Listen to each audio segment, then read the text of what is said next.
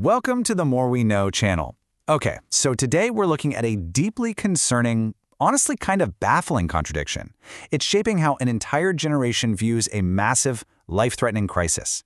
Imagine a situation where the people who need help the absolute most are caught completely stuck between a harsh judgment on one side and tragic romanticization on the other.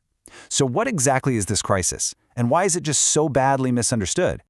Well, it's a crisis that tragically takes hundreds of thousands of lives globally every single year. In fact, it is the third leading cause of death among youth.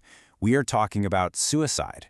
Specifically, we're unpacking some groundbreaking, brand new data on suicide literacy and stigma among university students in Pokhara, Nepal. And let me tell you, this data, it reveals an undeniable, urgent need for way better manasik swasthya, that is, mental health education in our communities. Okay, let's dive into this. To really grasp the scale of the issue here, we're looking at an official peer-reviewed study published in the journal PLOS One. The researchers went in and surveyed 597 undergraduate students right across Pokhara metropolitan city. The goal was to measure exactly what young adults know and maybe more importantly, what they dangerously misunderstand about suicide. 4.83. Take a second to process that number. Out of a possible perfect score of 12 on a suicide literacy test, 4.83 was the incredibly low average score among these university students. Just 4.83. It is a massive wake-up call, right? It reveals a truly shocking and dangerous knowledge gap. Nearly half of the students lack just basic knowledge about the topic, which means they are totally ill-equipped to even recognize the warning signs in their own friends. Now, when we actually break down what makes up that literacy score, a fascinating but really troubling picture emerges. On the plus side, a huge 82.2% of students knew that seeing a psychiatrist or psychologist can provide vital sahayog, or support. That's great. But here's the catch. Only 15.6% understood that not everyone who dies by suicide is actually diagnosed as depressed.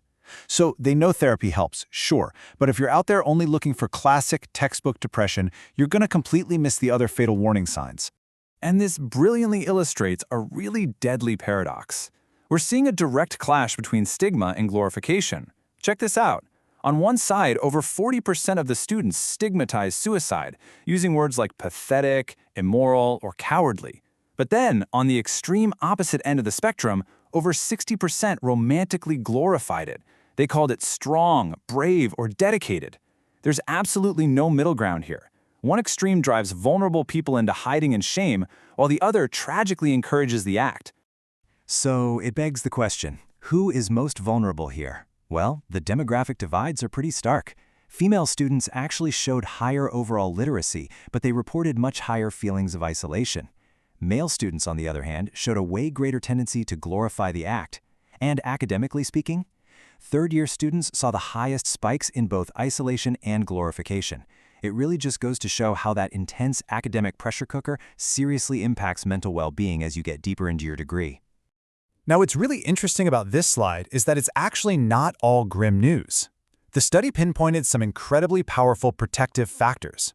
An overwhelming 95.1% of students reported having high family support.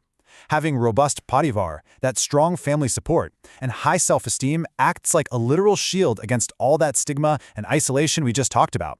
Building up self-worth and keeping those strong social networks, that is absolutely crucial. So, bringing it all together, the researchers' vital takeaway here is crystal clear. Addressing these wild misconceptions and actively fostering help-seeking behaviors literally saves lives.